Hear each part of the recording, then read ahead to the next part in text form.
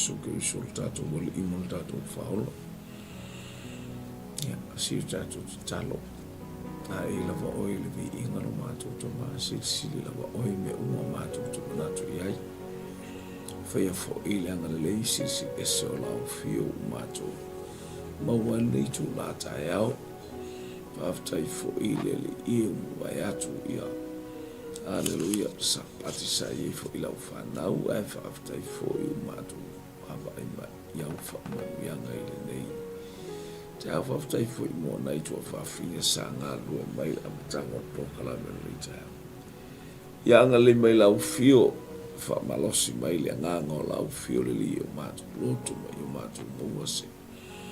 Whasoa mātanga o whetau nei whai mātou ma au auna. Ngā lulu e whai e lo whidaka. Ai wheta ai oi me te whida ngalo. Ona o Yesu. Amen. Ia o tato whamalosi i lungo penga te whailangi nei vai ngol tae au vi ia le ali. Hallelujah. Praise God. Whatalo whatoi penga te whailangi. Al te imi te maua me lei. Organa me ia. Whamunu ia le toi a te oima. Whamunu ia atu i mea umalawa. E leanga le lei o le atua ma ia. Whamunu ia atu le atua i. Praise God ina ia tu sai tātou manu ia o le atua. Tāo ni fia tala noi a te oi. Hallelujah. Whatala watu i le tātou ofisa au tu Global Kingdom.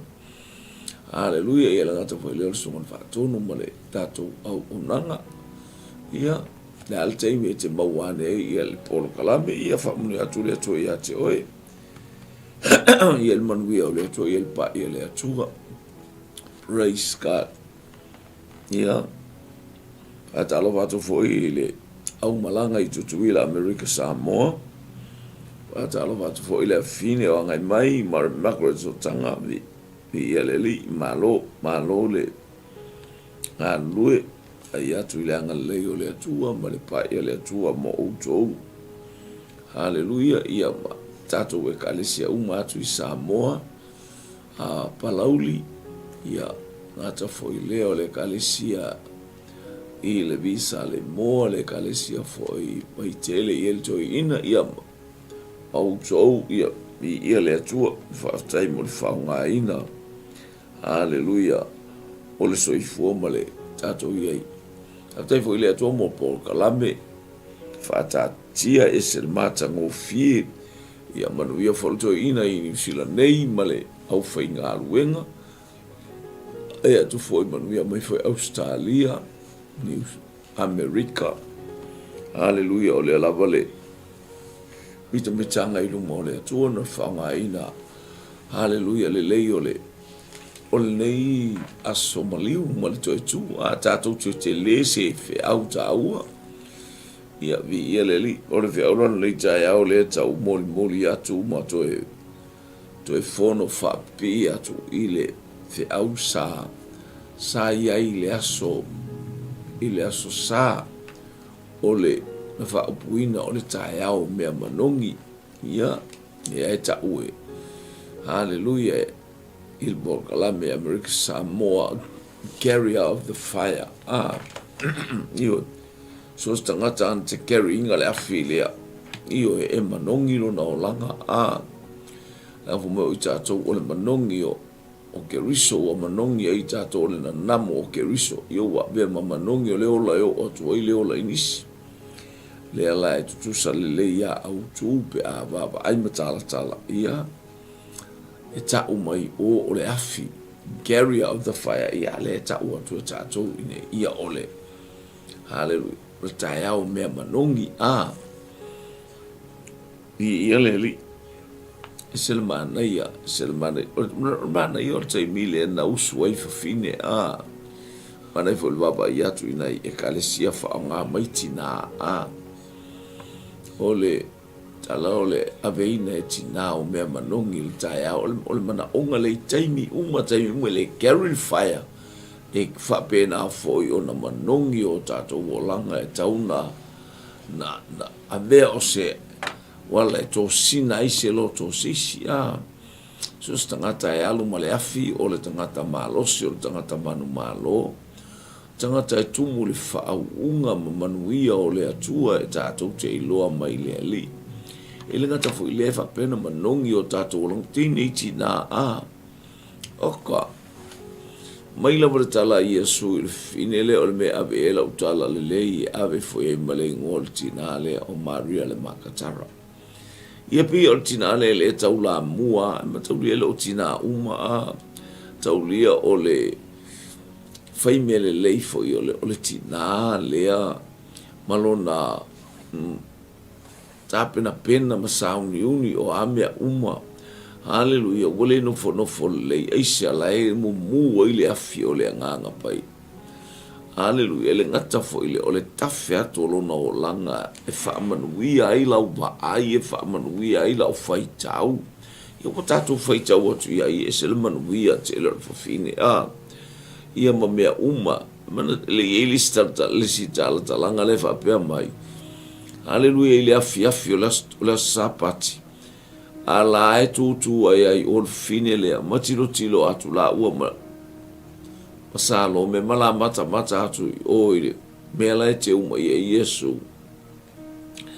ele abesea ile loto le tangata pe o ina tumu i whaamanu yanga le atu e tau masos ua e peo le upo ta vita e te laulau mai mea le la ai maa uilu mo e ita mai wa e whaawina lo ulu le suau ua tau masua la wipu o ka whaamanu yanga le atua. Praise God. Tau lia lae o le Garrier of the Fire e to o whatasia ma le whiaulen matna. Hallelujah, ma le winga o le whiausa o le manongi e o whatasia le manongi ma le afi o le atal na o le afi o le atal tangata manongi. Hallelujah, manongi lo na o langa whamai Paulo o mātou o le na namu ia keriso. Hoi tangata le tātou te tau aveina i aso uma. O le tangata e ingoa ia i Yesu Keriso. O ia o le whaola. O ia o le na mali o lona fina ngalo lea. Hallelujah. O amea uma tātou te whaia e mata te tele i lumo le wa inga tangata. Ngālu e ngawa mea tātou te whaia tala wa reach way. A tala wa atu mao vi alele i malo fo ile. Angai mai ia manuia ia lau te unga hawhale le nei aso ma whatatale nei te miti lea onga para te me piki ai anga le atu le atua.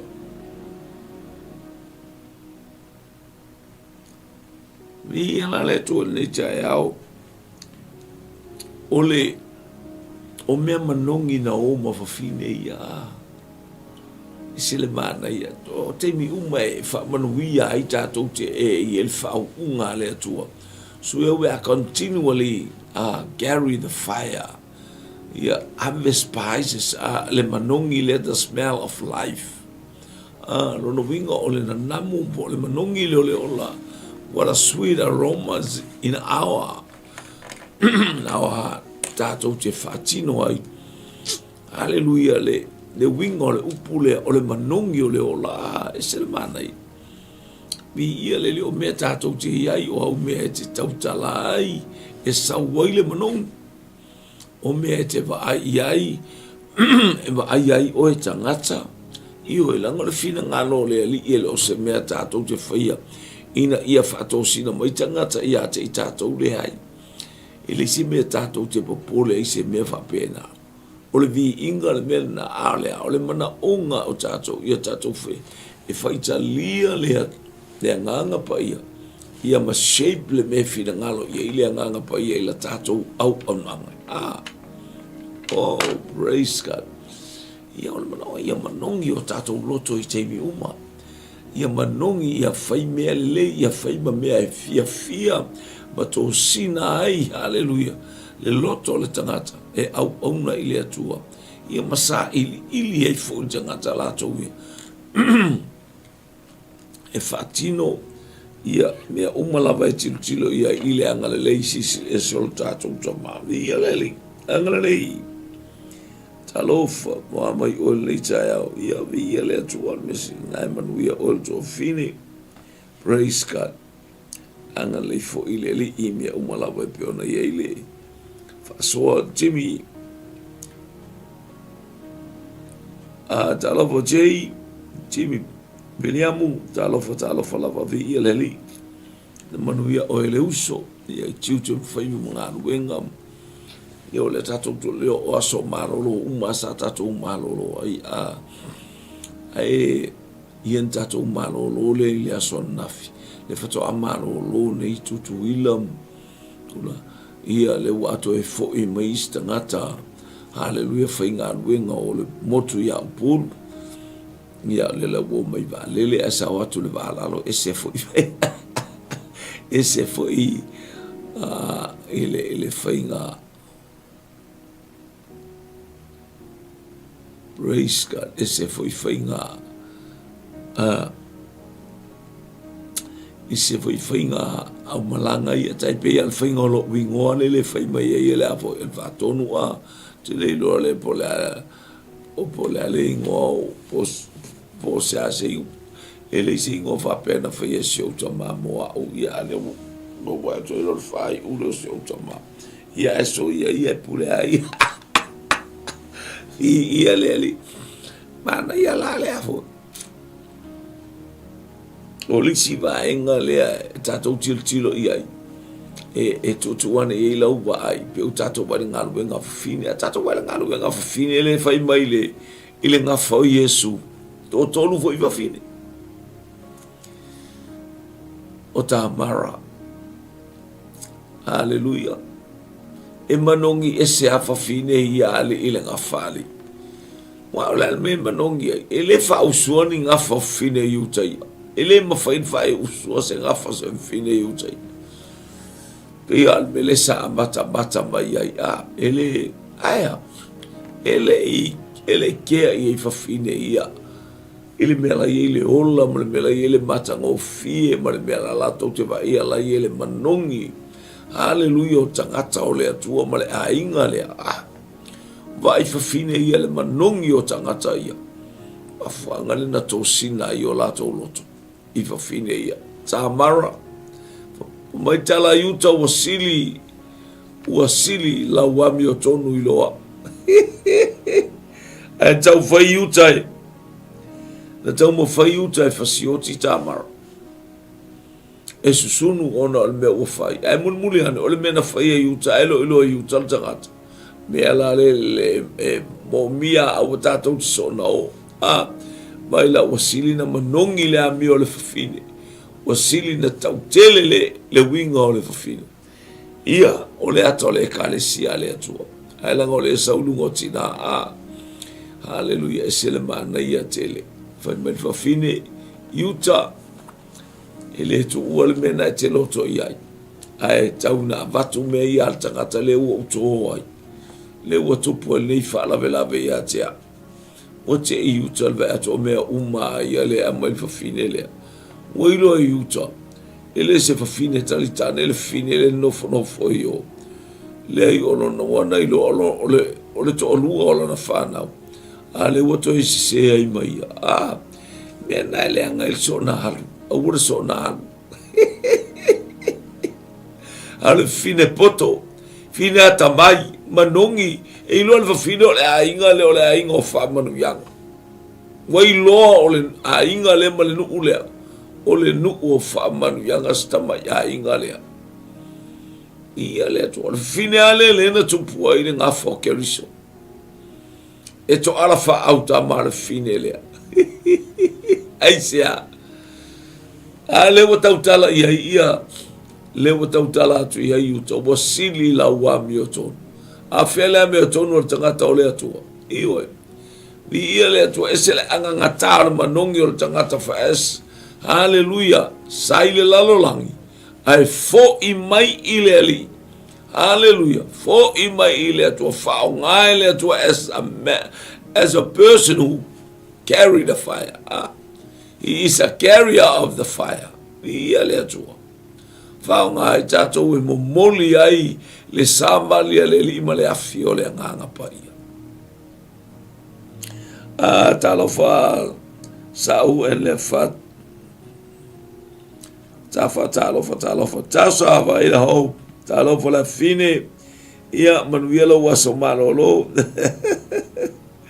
haleluia ia fa manuia tu le tu ese mana ia to waso mana ia yo tina pata va atu na no tina fa tai tele a tia maria tia mo le usua ina foi tiu favor bi ia le li praise God ia ele ngata foi le mo le fe au moli mai ia la ngona la foi le oli ele ngata ile ole manongi ole ola e o to ile ola pe la bol nei fi au e tau moli ole aso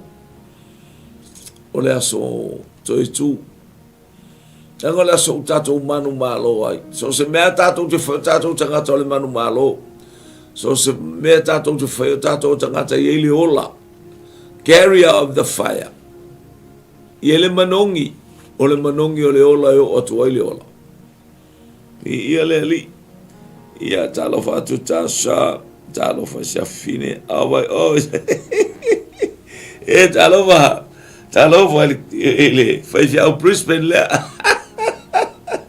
o maile ia leli ia le mate mafuta ine male fatonu ia via leli anga ia tol dato por kalame ia matu atu ia malo ia le amtanga fo ole nei foi vai yaso popu foi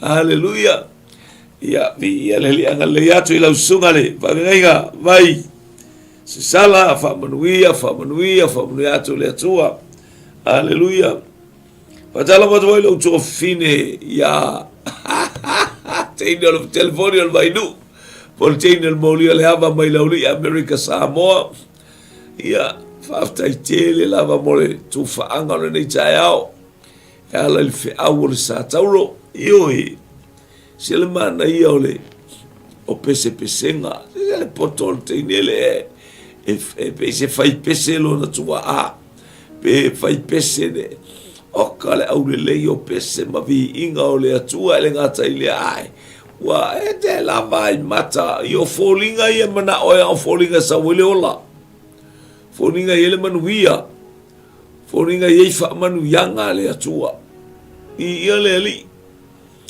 ia batalwa tu i ya inga mai Brisbane ya le fai au ya susala ia le atua Luce ia ile me fa nei ole manongi le na mai fa fine o tai au na oi ma me manongi no winga le fali ati dato whatever time that we spread around hallelujah poata to fi au poata to me fai so sing to inga me tato tianga ia e tataua na hallelujah pe ol proclame tuila America Samoa hallelujah it's a vogue carrier of the fire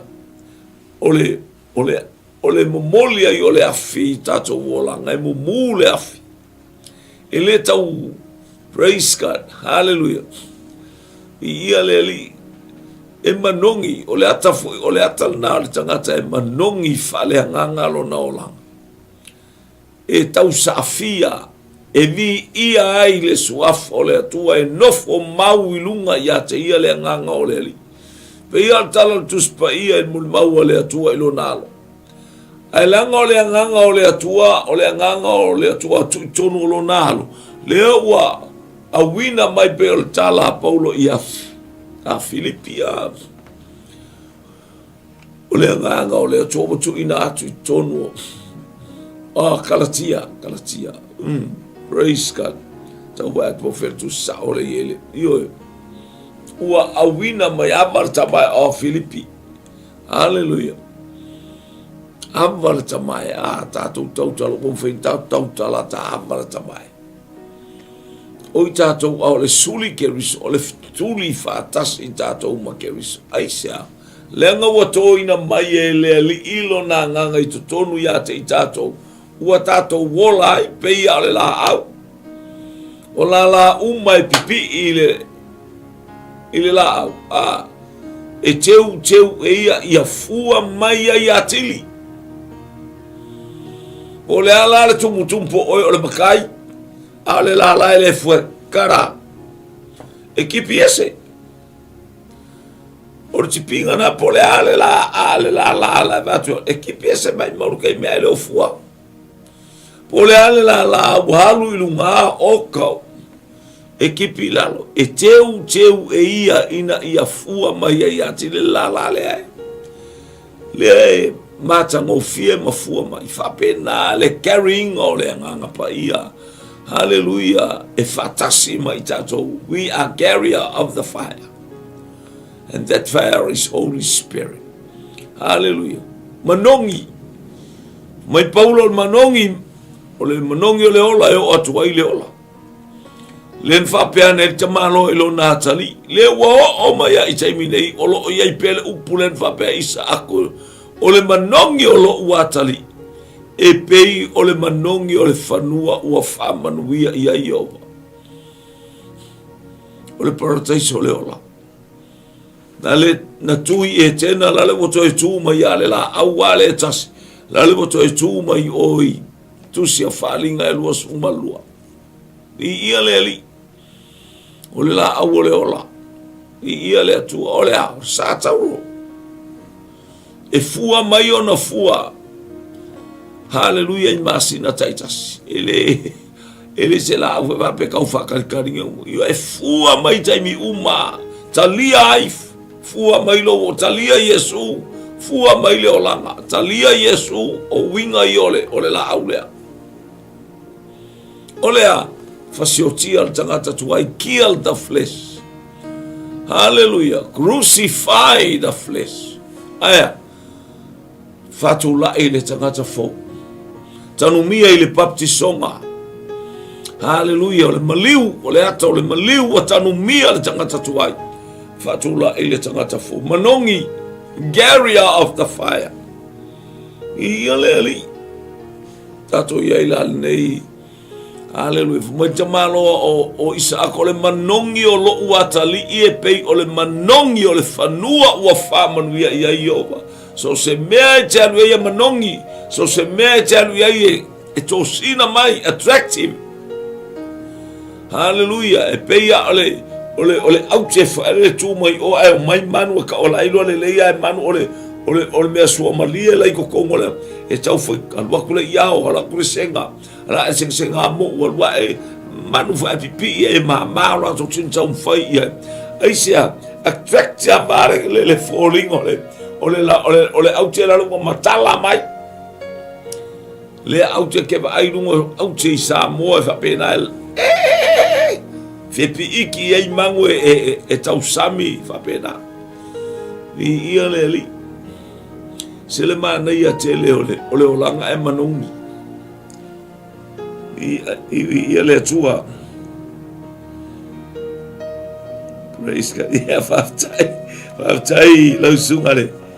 Ale sa wana faftai awana le tua. Ia se lo apu talofa malor so fua. John Bretta. Vai yang abangi kalonga. Praise God. Oi, solo tele oi vai calonga sa. Tolo o wele vai calonga. Vai papa kiule ar kakale o peo sole. Ar fai fe aule o peo bala na ekalesia. Ia le atua.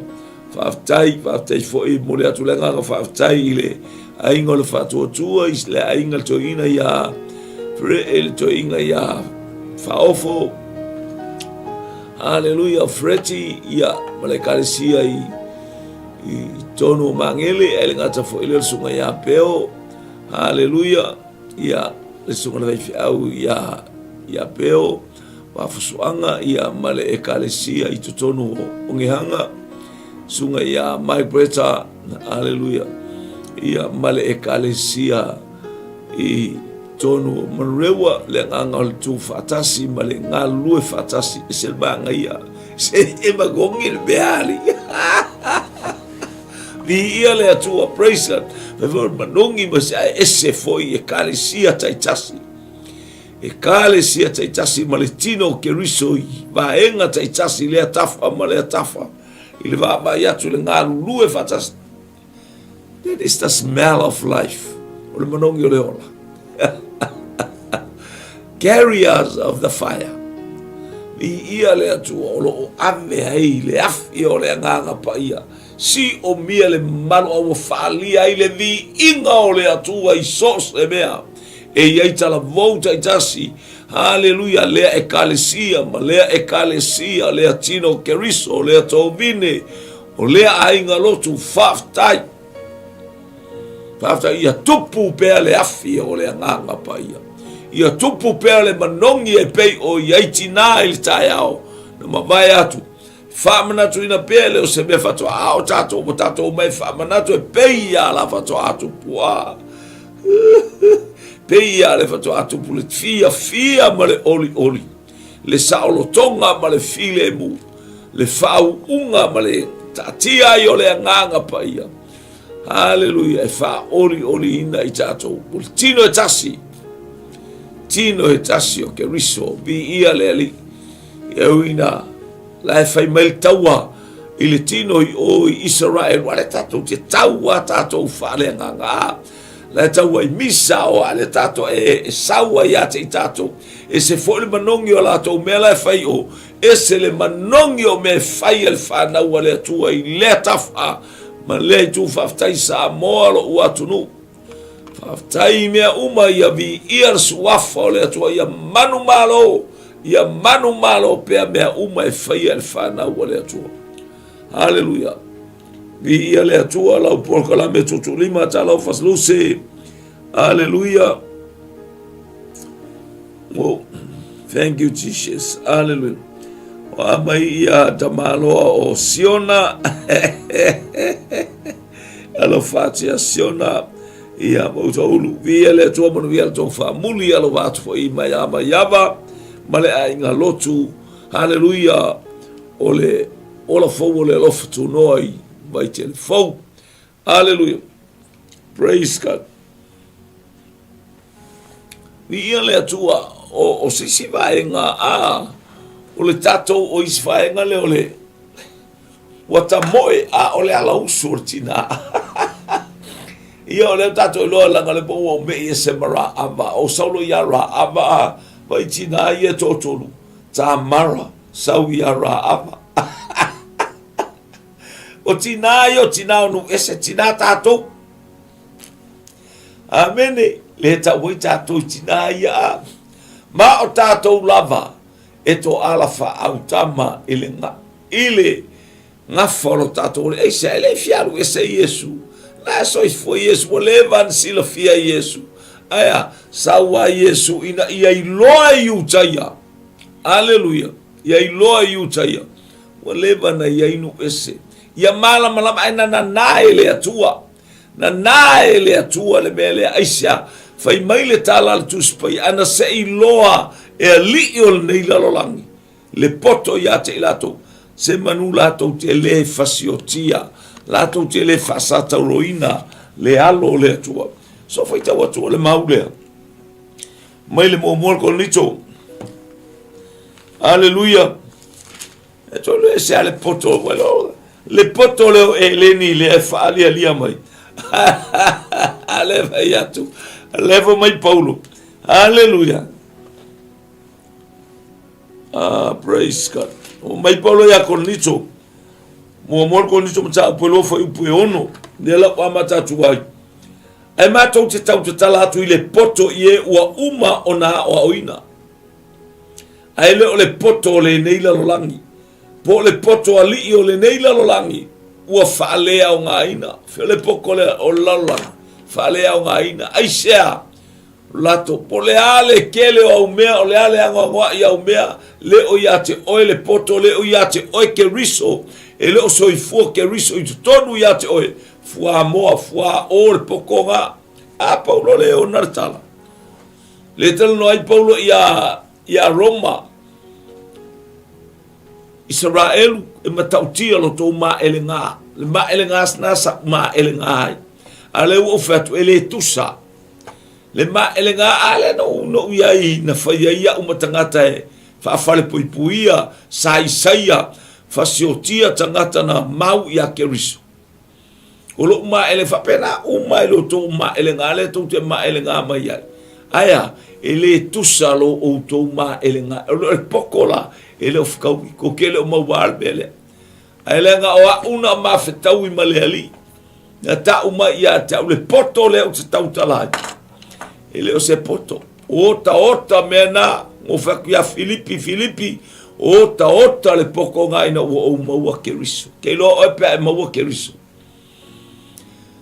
e te maua mea umalava a ele ise keriso e ke alu i se ori ai pe o le ale vai ma le mativa ma le tangolima ai fa vai lo wola ya keriso haleluya e fai lau loto e te tapuai haleluya ma e fa ma walalo i le alo le atua ma le atua e totas pe ngale pauanga le mea ngai kongolo ainga ai ole o tangata poto e faulo fale i lunga o le papa ole oa ma le tamao ainga hao fui tangole atu e wha mai i le poto le lalolangi haleluya ma mea le lalolangi le malosi o tangata tua vai ia se wafonga mai fo le poto le tau o watu tala noa i le poto tangata e leni le kwa ai mai mau o saili mai e leni le poto a saili mai utaia wa saili ala ko le poto e leni le poko le nga faali mai ale sana le sili le taimi mua na tulo ale sana le sili le pulenga lalange e leni le taimi na iai e leni tangolo ale sana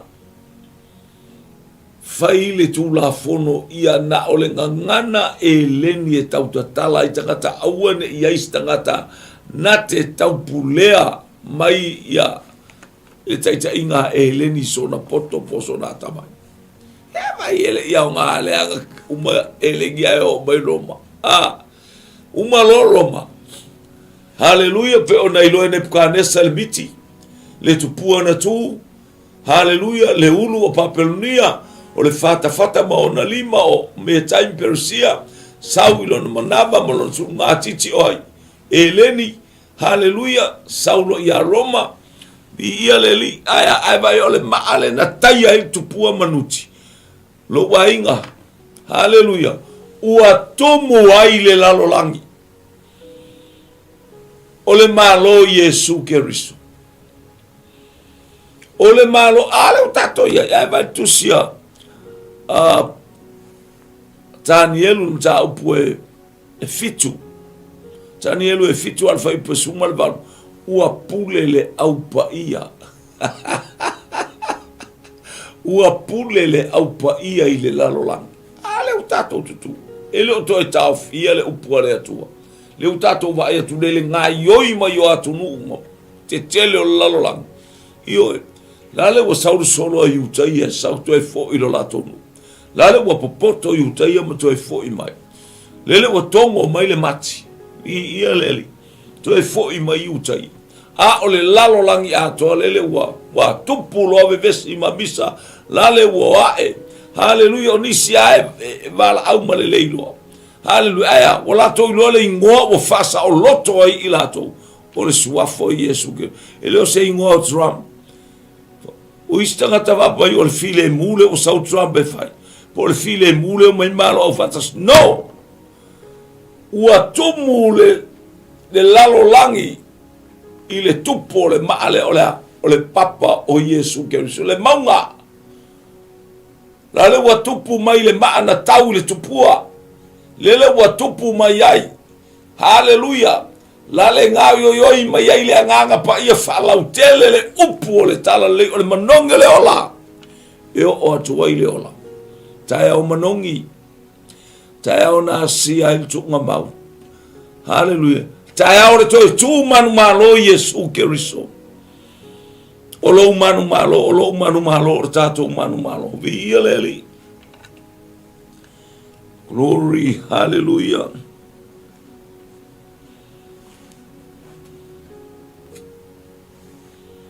praise God yeah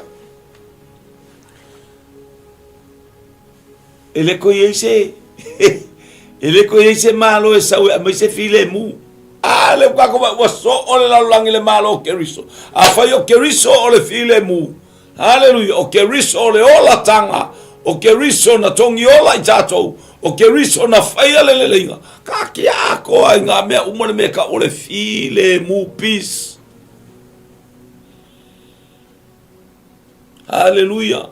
O ai stangata e sau e te whapera wa au mai le malo le file mu per malo Amerika le tua ia Benjamin Netanyahu la ko ia ia e fight le mea na au mai le atua ato foi mal so ni ato le malo tele malo le ngole fa ta mo el tuspa yo me o mala fe mal tuspa ia le botup ai mai ate e mai le nganga pa ia male upu le atua o le upu le atua o Yesu Keriso na liu tino tangata le upu ina ia whaingo fia na eiloa whaingo fia na au mala mo le tino pe o tatou te tau aveina ile alofa tatou te tau aveina ile ono sai le whapeng se kako whale nganga e sau e mwhain tatou whatino ina mea uma ile tino le nei tatou te iai o le tino fo ilea e tape na ilo iloa atu o le mea e te nofo ai le langi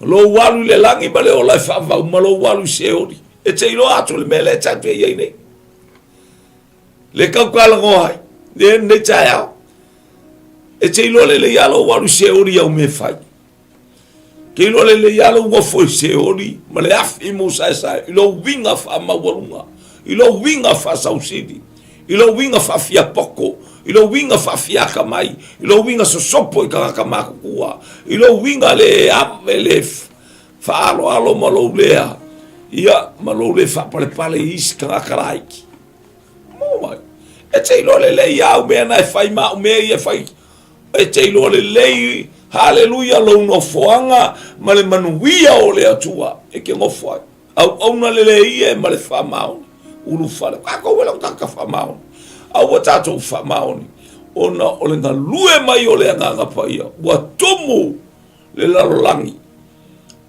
hallelujah ai fa mai mta puna e fitu al tusia Daniel fa ipa sumal valmal fa ipa sumal lua ono foi al fa masnonga ave kola au pa ia la fa me fa me al fa masnonga o ile au pa ia oi hallelujah te fa masino atu isi a ingo Israel le mafau hallelujah te fama sino atu isi aingo Israelu fau vale atato va ia ole aingo Israelu no fau valea ole atali o Davita no fau vale le hallelujah fa pena ona ye tono Israel hallelujah tele tangata la to tele tono ia Yesu tele la to fo la to Cristiano fa pi elen Cristiano tal tono ia Yesu hallelujah o le stuna yu tai e malai e mai al temle se longa e fai o matangata yu tai ke kalia per comenga kalia sapaki fa ko a fai o fa toa sao ile langi fa toa me foi na talia Yesu no le se me fa penga te mina fenga inga tuai sa tai tai mai ai le vai hallelujah le nu ile tu la fono o foi ale fa mai tu la ale fa mai e peru ana fa pe tu la I mai hallelujah a fa pe ele se tangata e ai se tangata e pe o arona a me tu la I mai e foi Yesu pe fa pe le alonga le au ai ngo arona ale fa mai tu spa ia fa mai o to e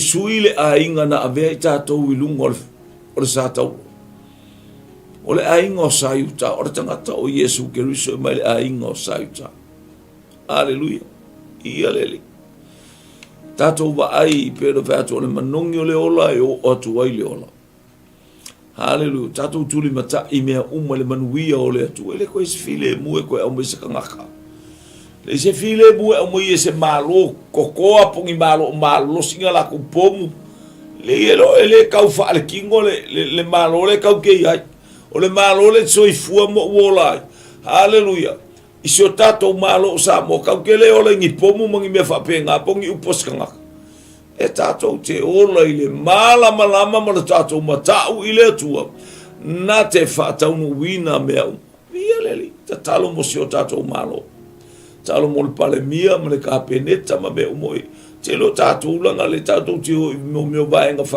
vai o tātou mafau tau tio ato so tātou i whamatalanga tangata ma le whamatalanga ma le ai vai whamaile atua ia hawa i pule uma ta talo mo le tātou palemia ta talo mo le malo haleluia ele se tu whamaunga i lunga o le atua ele ia si whamaina tū mai le ua oti a o tūwa le ai masi kai whapenga halo i wanga nā whamanu ianga le atua na palasi mai fo i lunga o le tātou toi ino le mali atoa nanga le mali atoa le na au mai ele wha haleluia wha awhia le tala lele na tūla ilo le mali atoa na ele ia rolu a whapeo ave ese le mali atoa ila taita tilo atu ia ile tala fa solo pito samo fa manu yanga fo ia le atua i lungo o le toina mai lava i lona tūlanga tūla e o ia le tupu o le ao le malo alu atu wa fai uala na fai umale manuia haleluia wa talai of tau mo fo ia tu ile haleluia ile atua praise God ile manuia male ioe praise God Fortino fui mono talofa lau sunga le fai aunga via le li manuia fo ia nei vai tau ma tato iai ngā luenga mtutu faiva talo watu sua la ulu matamua talofa lava praise God hallelujah iai le ngalelei o le atua le neita e ao tasa faida hope talofa faida hope ia talofa vi ia le li ia le tato pokalame o lo awina tui tato falawale si mangele ai to tonu o Otahuhu lua suma lua Station Road hallelujah fatasi fo i marsunga le faton le tatal noa ona o le vahenga o le manongi o lo manongi e sasala o lo manongi hallelujah yo o tuaile ola le manongi o le ola yo o tuaile ola a e manongi o tifoi oka se manongi e inosia hallelujah po fea savalia e fai au tala po le alo ata mai e lo le leia e kangaka ke faka e ke aka mai ai mangongi yoki langa e fa penalis tangata fia ia e fai tala o istangata fia ia e fa mawalunga ile ainga ile to ofi malis ainga mai taita hallelujah io tato teita ai kanto ai tau fo mai ai tau e te anga salai a wona ingoto le la o eita ele le ala le ngoto ale la ke ka ele ngalo woki fa vo se o le mena le fa i me tus pa ia o le winga fa le ngana ele le ale ngoko ale la ke ka ko ma fo karsia ia muska mi hallelujah o le stangata e ka mai ngai ka mai ile ka usanga la e ka e vai ka fa mai tala tus pa ia mo tus e feso to esele tangata tuai fa lave ngofie to esele tangata tuai e fa lave ngofie tangata tuai nga ile ka le loko fa mangalo le faiuso le fai ainga a fai mai mala ainga mai fa pasir nga fa lave te mana tual matou ainga sole o te shea o ele mali o sio matou ai sole ele lo e un fala vela makou ainga sava ai alo alanga pelna sana matanga o la waka o mai leo ki oi ele pistina va pe alo ese va pe amenge ke waka o mai leo ki wa matutu ale ai e mo ile yel matai a matutu ele ngata ina matua u tausanga ko e makua ro mafofa ele solan fai fiau i be fai ale ai ele fai o me ala fai ai nga solan fai fiau wa e tu não vai fiau ora vai si no solan vai al meu te fatoi e ta o mai el mato wa hinga e korua o kiso so o nga mau ai aso lulu aso kofi aso falaile ole ainga kasi o mako le ku poio mo pui ainga le mo pui ainga le ainga kas e va ai sio e ele sio uso e mau matele alo ese fa kwa ka ba ye ya o ki akelo lo ngang yo ki fa kwa sol yo la be va vai lo tatu yo ele alo ese vi ele tu e o ka fa kwa ko fa aka o mo fo ila o ki ale o ya o foi lá que saiu solo hockey ale ai ngai fale ali lima so se meia o bo nge niusila e mate e ta tele foi tato alo ese la go ngai ka wai sole o le manongi o le ola ta una vatu ai le ola pino fatu a fai o le faiava haleluya tele tei mo tau tala il meleta o le faiava o ngo foi o le faiava mi o le anga i lo ai ngai fale ali o ke sola i fe au ai ngale ai le manongi o le ali sole wa tupu mai sole o le ingo kwa ngangi ko lo ya kia ai ina wa yai le manongi o le ola lo wa inga ya ia le praise God peise me fia nei awa o lo malo loto fa ma wala lo malo loto sala moi lu mole to lo langa fia koa mo langa fa fia poko fa fia ka mai yo au mai atu nei e nga fa uma ya maua aya al mesa yo kwa ka wo ko fale ali ka wo e su e le fia mai ya maua aya e tinga na lo fala to fa fine alanga ingo wo o nei na wala to lo inga hallelujah wa yaise polo kalame wa saunia ele atua male nganga pa ia isio mato ainga yo te la ngol fa ia vai o lai lunga e unga le anga le olanga aya wa fo I mai mala au ile atua male loto sala motalia Yesu ia mafama wala lo te mi uma yo atua ia wo atua ina yo ainga me se ainga sima shoto e ngafa uma ya mau po fela te mi o ia ta fa tua ia e home base mai ai pe ia kirikala a taimi na ele no kirikala e o tau tau e ai ko foi mai kirikala e o ifia ai mai kirikala o atu foi lá taimi nei e o la unga ia no o la o mo fai o ma faia wa mai ele atua na family yang mo to mai le anga le leo le atua o fai no fatino ai le me ni ale hallelujah atu pesa tabe fia vai me watu na itama hallelujah walking e uma o solo no fo mai samo te vanga nana ia la tu fana lo o isi ai vi ele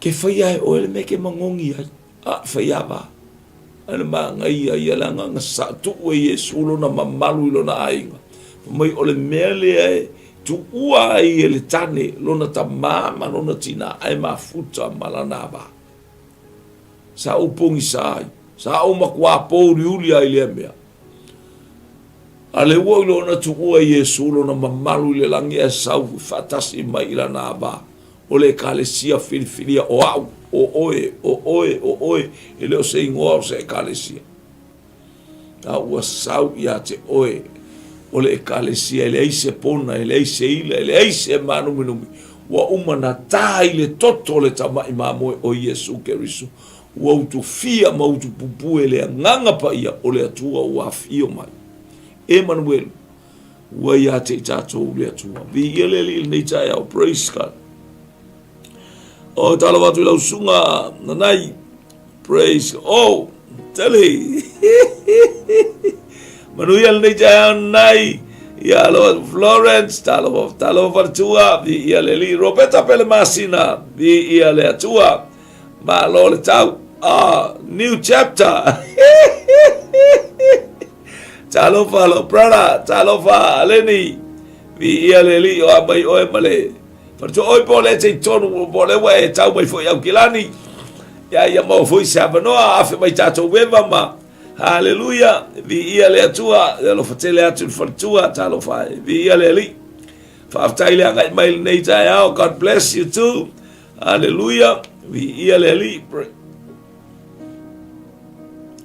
hallelujah aftai vi ia le li nei tai ia pe ole O le si vaenga la le te fia. O lowi loa le lei.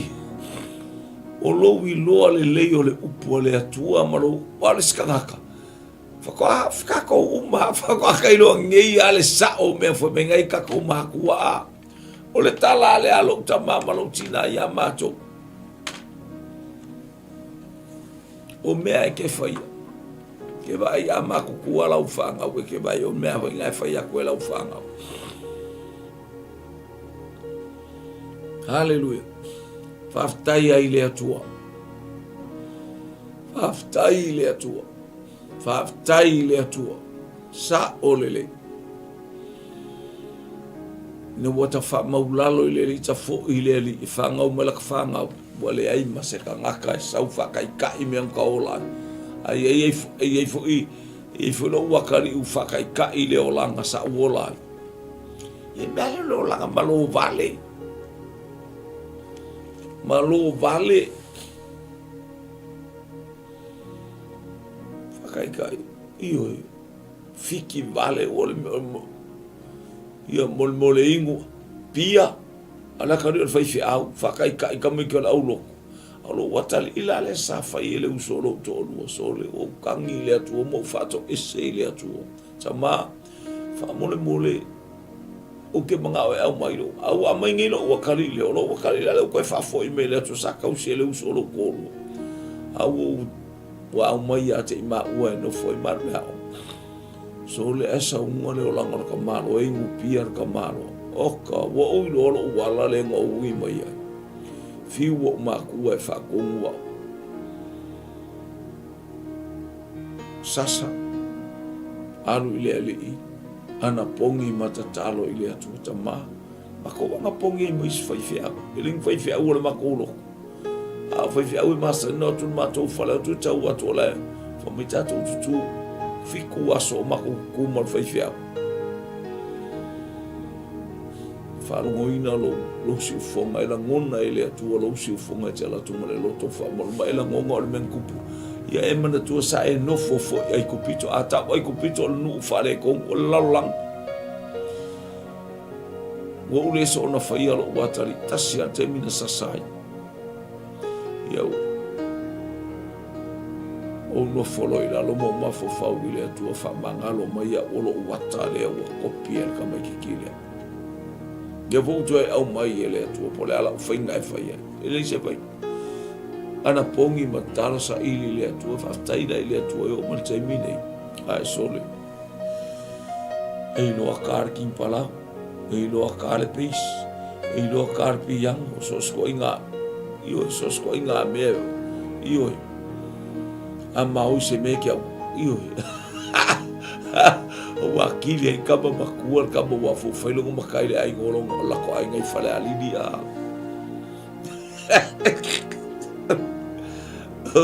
alo makari ale pikola kiki la kaka pikola kiki ale sol a mo ulo bale kelea io fa mol atu ile atu fa tato fa mol ia tama tato fa to ese tama ka alo fa mai la tama olo wata le fa mol ia mo kwa fe tu uina ile manol suwa o Yesu ke abe ese mai ma fa la fa na wa te mo mia la fa mo ia ngai lungo la fa na fa mo ke le mo fa ia se mea na o tu o tu el fa na fa mo ka lo ale ka ba fa taila tupu mal kamalo a sole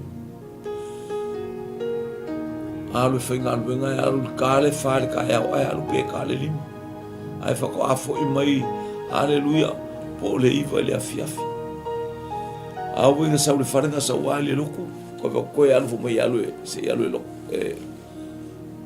loka mo me la ku o la ku fa so la ka mama ku wa mal ka maso ia fa taile tua kako ore le tu ele o mea tatou faia e ko e fo i mai ia kako mana ia le manongi o le ola o tu ile ola ele angalo to manongi atu e sel manongi le ta fana ia le ai fa mawalalo le loto ile atua ono mea o ia mana ia lo le leifa to tonu le ainga Atau no tal no atul tama ia e manatua tal tama ia e falongo.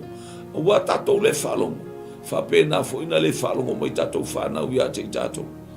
Ai tatou falongo tatou te no le pesa ko. Ia le ua ole ua le ia tunga mau. Nga saua makatara. O ia momoya o koe ku Yesu. Ua le se tunga mau.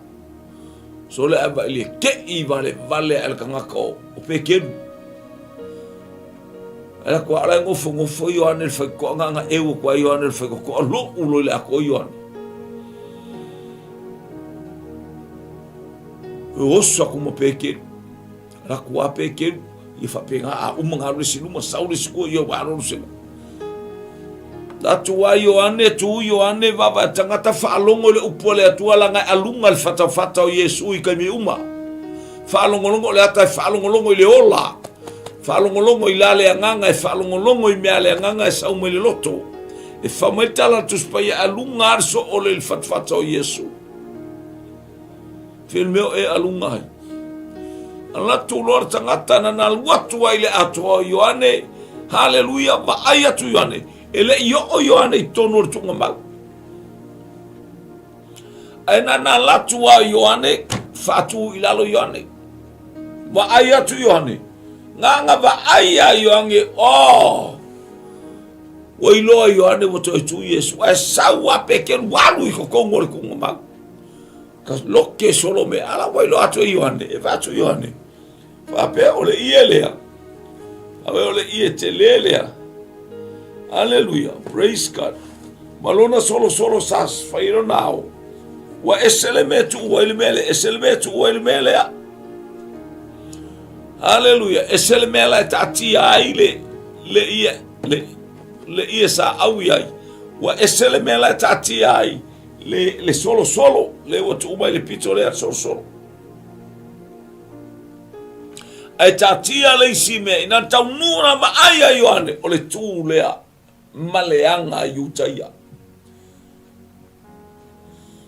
Hallelujah. Ole atale watusi atu imei o faia Yesu. Hallelujah. Ua malie le falo pe ole tala a umana ai tangata yutaya. Ele ai fatasi o lua avelana me ai o malau malo e te lua le ai fatasi male malo. Ai ave tale na sua I lunga la fa o pito lunga a umala walu ele saule malo va pe fa taila vale ngale le ia fa manuia le atua no ele ilo ele a ingar te mi al sel malo a o saino mea ia o ia lau o le solo na va to fa solo le watu ilunga lau e ta umai elenga ile tua yutaya ua malie le loto tangata lea a ole fe aula I tu atu o te alu ai o te toesa. Amen. Amen. Te solo atu lo uisule tu lo ula iso vi o tala na o fa punga na wa latu Yohane va ai Yohane o folinga ia la tatia mai I tonu o le se Yesu. A ole tala noa mai ia Yohane o ia ie. La ua tala noa mai tile me masani ai le tani suanga yuta ia. Ua malie la uloto. Ole au walu ai o te toe sang. Lea no fua Yohane I tua I wa lama lea. Ele fia o fua I tonu I ole men tati a Yesu. A wa lama la na falongo malana ta ofi mea umalava. Na te ilo ai a mea uma. E se a fai tau tuspai. Whaalongo le upole atua. Pata ria la wali ele I fai tau tusi. A ole lato whaalongo wa o lato wia le tusi al tuspai. Nisi o lato. O so fia ele nganga paia. Na tusi al tuspai. Lato a Yohane no foi iwa ai to tonu. Tolo no sela vai tonu. Sa wape teru kofu I kongole. Ioi. Tofu tonu aya. I ale tai pe ia le ata tangata inu eto mo tangata fa. Sa lo faolo I lalo a. tala ia kitiona le au inu eto fa mai le au tauna al tangata la le malo vale atu ala le wafao mai o ia ingu la ave akula fa onga mai le vai la au la me ia wa kia ia o ile ia le kau via le atua voi loe peteru fa manu yanga waf o toi tu Yesu ape a voi loe Yohane a peteru ma fuanga na le faitau tu spai o le falongo o le faitau tu spai o tato a o le falongo le yo peteru I upu feta lai mai a Yesu hallelujah ele so ia leli praise God ese afa manu yanga na maua mai le tato faitau le upu le atua tato malama o mai wata tala Yesu loto le auso luka e lua sumar falon fai upe fa suma le iwa so tango e fai tau watu ia fa umal tato porkala mel nei tai au hallelujah praise God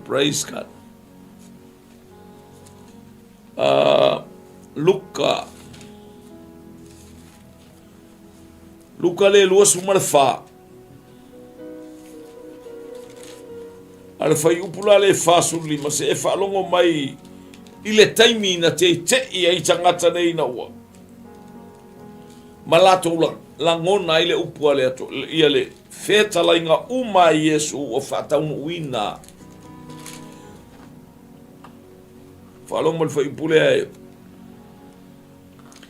e fasuma lima fa amata man fasuma fa o fetala ia tu ia te ilato o upu ia na o fai atu ia te o tou ina o ia te o tou e tatau ona tau nu o mea uma ua tu sia ia te au ile tu la fono a Mose male au profeta masalamu eu fa mano se ku Yesu ale uto tu Yesu dela anu Yesu langi la fo Yesu o mea uma ia na utala no atua ia te o tou I tusia le tu la fono kusia Mose lima tusia le au perfeta ma tusia salamu e ao na tau nu leu fa tau nu leua o tou tilo mai tou tilo ia le hallelujah fo fai pe fa lima ona tatala ina lea e ia o lato loto ina ia lato la ngona o tusi nganga tango tua Yesu le mana tele o le li pa ia te ilato wow io wa pupula o lato mata fale nganga wa pupula tele o tato e tele o nga tato matu e fe me akaku oso I ai onga o la inga o fa kaumu winga hallelujah lo le alwe face fiu ke u fa pupu ke u sala inga ba e sala hallelujah ke lo mankua ia me fa ko lo ma sala e ke lo mankua sala fa pe akulolo uso mku kala ia fa be statu tama kako e wanga le sala mai oi io au amakanga o so lo wika pe io a o me e tau tala o tato loto mama wa tala Yesu o lato loto tele o mea hallelujah na tato foi tau tu spaia ai on tato malama ia fionga le atua I le ese mare o ingar tama ai tato te fa mua bao la vo tato loto e fai al tato ke leo kako kingo kako poko ke lea o nga kele kuspas mai ai si o kaiminga u ko ele ioe na ioe fesili muli mai ia mua mai o le atua o Abraham o le atua o Isaako o le atua o Iakob o manuia o Abraham na faile atua ia Abraham e no nofo lau whanau I le nu ese ngangongofo ala ngangongofo ia ikupiko a o oina o le nufo I latou te whaapolonga nga whaapolonga a o ese male o atele o ese male lako vai va venga o le atua I le makau kia o le atua le latou te au na ia ai maise hallelujah praise God le o ata mau a inga na latou whangai mai ai kupito Papena i tātou telele o ma le tamau a inga o lo mai mau e tātou. Hallelujah o lo le whalongo. Ele maua i a kopo se mea peanga le o manguia o apero amo. Sau ia isa ako. Lea ua whaatele ina ia Jakob. Papena al manuia rai. Manuia o tautua ama o tātou mātua. Hallelujah le fasi e sa sulu ai. Koe a kele ngoa tulou. Manongi stoi ina masilo matua le whainga o whiau. Le ingi fasi mori ka ele pe o kako a lax. Pama olive. Shampoo. Io le arco inga mea e whapaka ngeilo kingo. Le arco inga meu. Aia. Fangu sau oka. O fangu sau mea uma. Io e. Aia. O le asa ua ai o tātou mātua. Ke lei maua fua. Na e maua mai le tatalo o louta māma louti nāma le ngāruenga sa tau whai whaatino. Ina ia e soifua ma o wolai. Ia leli. Leo a tātou tūlai mai whaamanuianga. Vi ia leli. Ona o lea o tautua ama. O le mana onga lea. Te i tūri atu pere tātou whai tau le whamone. Whai mai lola whai pule whāsumale. Iva. Hallelujah. Whāsumale ono. O fetala yatu o ia te la tau whapea ona tūsia e whapea foi. Ona tau ina ti ngār ke riso. A ti ngār ke riso ti ngār foi o le atali o. Le atali o Yesu. Hallelujah. E tauna e ti ngār. Hallelujah. E le whapea ti ngār ke riso. E ave fua e oe le ola e whapavau. Ma le toe tūna ie uoti le astolu. Hallelujah. Whāsumale fitu ina ia tala ina fo ile salamo.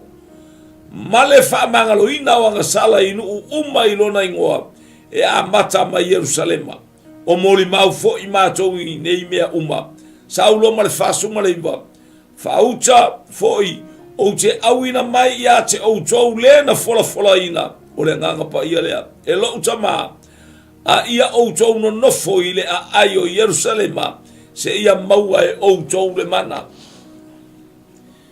Ue ke oso fua e anu e kāla i mai a.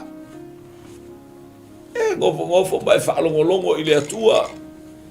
Whaalongolongo i le atua se i maua e o tau nofo Yerusalema ngofo le menga ke iai.